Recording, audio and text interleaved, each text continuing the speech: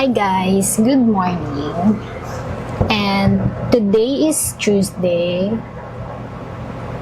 And meron tayong work. Ayan. Work ako, hindi pala good morning, good afternoon na pala. And it's 2:28 p.m. Lang mababa yung camera ko. Ngayon lang ulit ako nakapag-vlog kasi sobrang busy and parang medyo na ano ako. Dapat nga everyday ako magla-live. So, magba-vlog. Kaya lang, baka naman magsawa kayo. Pero, inisip ko kasi, syempre gusto ko, ang content ko kasi is gusto ko ipakita yung reality as a work from home mom. And since nandito lang ako palagi sa bahay, so parang hindi ako na-inspire na mag-content kasi parang paulit-ulit lang yung ginagawa ko, ganun. So, pero that's the reality of a work from home mom. So, hindi naman ako palaging lumalabas kasi pwede naman ako mag-work sa labas. Kaya lang, magastos kasi syempre, magka-cafe tayo. So, kailangan natin mag-order ng drinks. And kaya binabudgetan ko din talaga yun. Kaya meron naman akong budget for eating out or para dun sa content ko. Kung gusto ko mag-content sa labas, tapos mag-work ako, meron naman akong budget. Kaya lang, tinatamad kasi ako lumabas. Kasi hindi rin ako makapag-vlog sa labas. Kasi nga, hindi pa ako nakakabili ng camera na maliit lang. And itong camera ko, malaki kasi siya. So, medyo nahihiya akong gamitin siya sa labas. So, wala pa ako dun sa moment na parang carry na, alam mo yun, alam naman natin pag nasa labas, diba? Tapos makita may camera, pagtitinginan ka ng tao. So, parang nahihiya pa ako sa ganung Kaya gusto kong bumili ng maliit na camera para makapag-vlog na talaga ako sa labas. Kasi, siguro mga once or twice a week ako lumalabas and hindi talaga ako makapag-vlog. Minsan nagva-vlog ako gamit yung cellphone ko. Kaya lang, yung cellphone ko kasi medyo memory full na siya. So, hindi ako madalas makapag-vlog ng matagal. Kaya, ayun. And, parang na-miss ko din talaga na mag-vlog ng ganito. Meron akong mga vlog pero hindi ko pa na-i-edit kasi gusto ko talagang mag-vlog everyday para ma-practice lang yung speaking skills ko. Pero ang ginagawa ko kasi lately, parang nakakapagsalita din ako. Nagla-live ako sa TikTok. Kasi parang yun din yung way ko para makapagsalita kung kunyari merong mga nagtatanong sa akin about sa work from home and sa freelancing, nasasagot ko siya. Pero minsan kasi nagla-live ako sa TikTok para hindi ako makapag-cellphone para, alam mo yun, minsan hindi ako masyadong nagsasalita kasi gusto kong makapag-focus dun sa ginagawa ko. And minsan kasi may times na hindi ko mapigilan na mag-browse sa cellphone. So, ginagawa ko, nagla-live ako para yung cellphone ko nandun. And hindi ko magamit. So, ganun yung ginagawa ko minsan. Pero pag sobrang busy talaga, ang ginagawa ko, nanonood na lang ako ng mga vlogs like yung mga mahaba na vlog sa mga OFW na pinapanood ko, like yung mga nagwa-vlog na kababayan natin na nasa Canada, ganun, at saka dun sa ibang mga bansa. So, ayun, yun na lang yung ginagawa ko. Ginagawa ko silang, background kasi para nalilibang din ako habang nagtatrabaho para hindi rin ako antukin. So, ayun. And ngayon, mag-work muna ako. Actually, kanina pa ako nag-start, mga 12. And, naisipan ko lang ulit mag-video. So, ayun.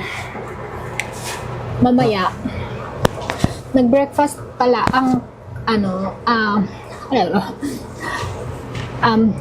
medyo late pala ako nag-work ngayon kasi napuyat ako kagabi sa kakapanood ng Walking Dead. And medyo malapit, nasa season 10 na ako. And malapit ko siyang matapos yung season 10. Hindi ko alam kung yung season 11 kung ilang episodes. So, yung pinapanood ko ngayon, ko sure kung 15 or 12 ng season 10. So, ayun. Ang ganda na kasi. So, 2:30 a.m. na ako natulog. And nagising ako kanina mga 9:30. Tapos nag-prepare lang ako para makapag-work na. And ayun, ngayon, tuloy-tuloy lang yung work ko hanggang mamaya. So, magla-lunch lang kami. And kagandahan, meron na kasi akong meal prep. Meal prep. So, ang gagawin ko, iinitin ko na lang. Actually, nilabas ko na siya kasi ang gusto ng anak ko is yung nilagang pata. So, nilabas ko na para mamaya iinitin ko na lang pagkakain na kami. And yun na lang din siguro yung ulam ko or siguro gulay. So, ayan. Ayan lang muna guys. Balikan ko kayo later. Bye! Pinupunasan ko lang tong mga baonan. Ginagamit ko pala to for my meal planning. So, dito ko nilalagay yung mga ulam. Tapos, lalagay ko lang sa freezer. Yung may sabaw, nilalagay ko sa ziplock. Ito yung namin. Ito yung lunch namin. Nilagang pata.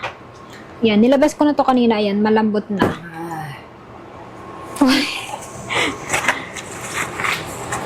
Tumayo na yung anak ko. Kasi, lunch time na niya. Lunch time niya, 3:30.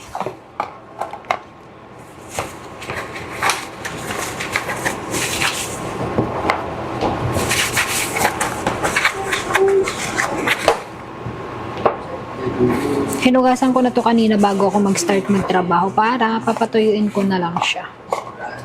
Yan. Yung mga baonan pala, hindi ko pa pala na pupunasan. Ay, yung mga takip pala, takip. Hindi ko pa napupunasan. So, ayan. Para pag nag-meal plan ako, ready na. Hindi ko na kailangang hugasan. Tatabi ko na lang ito. Ayan.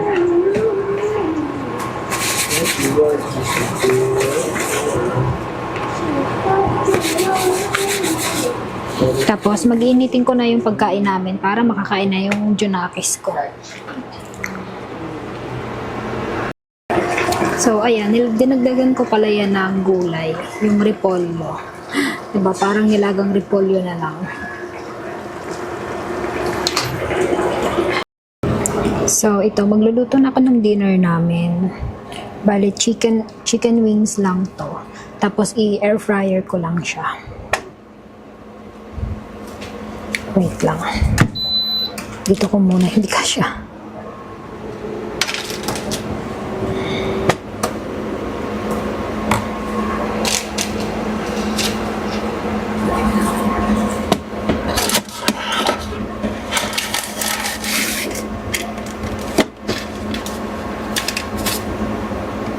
Dumikit na yung dapat dito. Ay, dito. Dumikit na yung itong papel. Dito yun sa ilalim para hindi malalaglag dun sa baba yung mantika. Yan. Para madaling linisan. Pag nalaglag yung mantika, di ba madilim? Close na natin. Tapos, 15 minutes. Set lang natin sa chicken wings. Yan. Tapos, ilang minutes? 30 minutes.